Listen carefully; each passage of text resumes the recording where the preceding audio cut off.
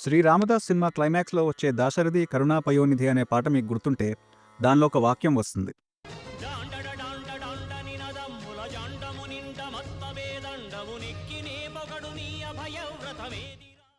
ఆ పాట రాసింది సినీ గేయ రచయిత అయినా ఈ ఒక్క వాక్యం తీసుకున్నది మాత్రం మనందరం చిన్నప్పుడు చదువుకున్న దాశరథి శతకంలోంచి.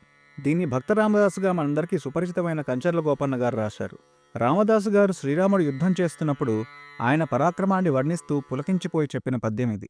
భండన భీముడార్తజన బాంధవుడుజ్వల బాణ తూణ కోదండ కళాప్రచండ భుజతాండవ కీర్తికి రామమూర్తికిన్ రెండవ సాటి దైవమిక లేదనుచున్ గడగట్టి భేరికా ఢాండడ ఢాండ ఢాండ నినదంబుల జాండము నిండ మత్త వేదండము నెక్కి చాటెదన్ దాశరథి కరుణాపయోనిధి.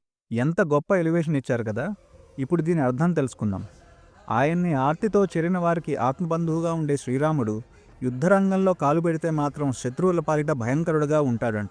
ఆయన తన తూణీరం నుండి ఒక్కొక్క బాణం తీసి కోదండాన్ని ఎక్కుపెట్టి వదులుతూ ఉంటే అది నిప్పులు కక్కుతూ దూసుకుపోతున్నప్పుడు రాముని రెండు భుజములు తాండవం చేస్తున్నట్టు ఉంటాయంట.